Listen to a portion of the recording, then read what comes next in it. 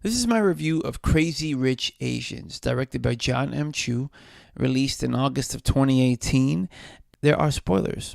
I saw this over Labor Day weekend.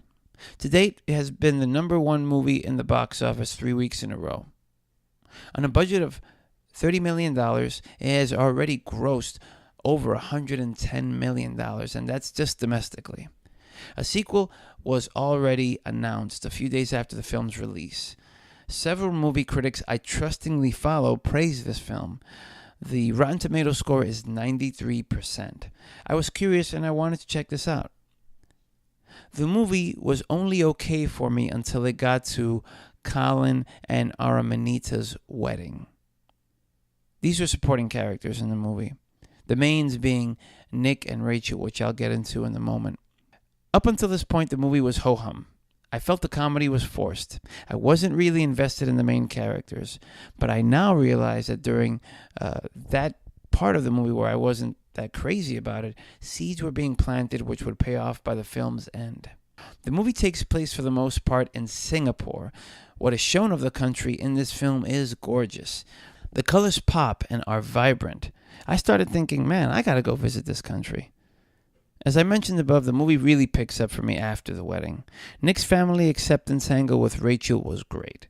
The romance kicked into the next gear with Nick and Rachel during the wedding scene. This is the first time, and not the last, where I got emotional. So let me paint a picture here. This is the wedding scene, and this is, like I said, when things started to pick up for me. Everyone was tearing up. Nick, the main character, along with Rachel, who was the main character. Nick mouthed the words, "I love you," to Rachel. Rachel's in tears and smiling.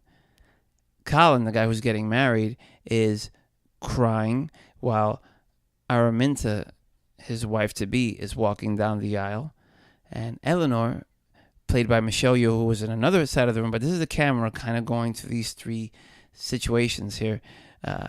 Eleanor, played by Michelle Yeoh, is watching all of this happen. And you know when you see her, she is not crazy about what's going down between her son being Nick and his girlfriend being Rachel. This is great stuff right here. The strongest performances in the movie were by Michelle Yeoh, who plays Nick's mother, Eleanor, which I just mentioned.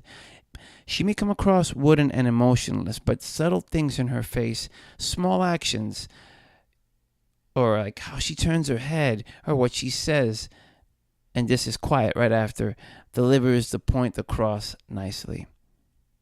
It shows some real weight. This is what she brings to this role, without saying much. Another great performance and a familiar face was the beautiful Gemma Chan.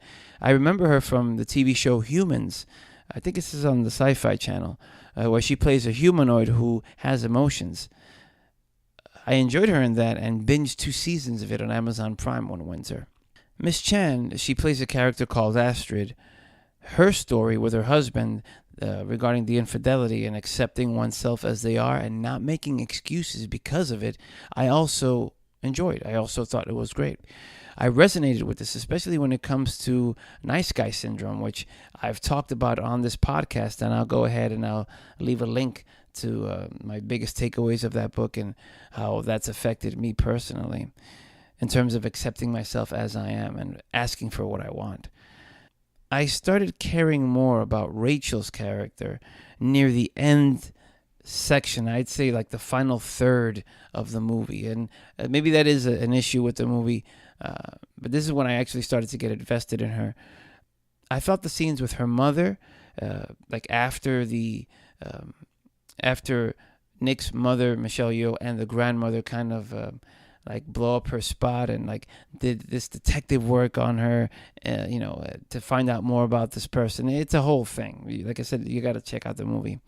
When that happened, and you just feel sympathy for her because like these people have just been like shitting on her throughout this whole movie. So, in terms of Nick's family, but I thought that the scenes with her mother in the end and with Eleanor at the mahjong game, they were fantastic. Like I said, these are scenes I got emotional and I really started to have sympathy for this character.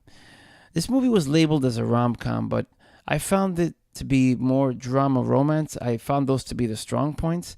and the comedy was just not that great. It was, like I said, it was forced. The comedy, as I mentioned, it was fun at parts, but Aquafina and Ken Jeong, especially Aquafina, these are actors in the movie. They do a lot of the heavy lifting, and it just wasn't. I just didn't feel like it was that great.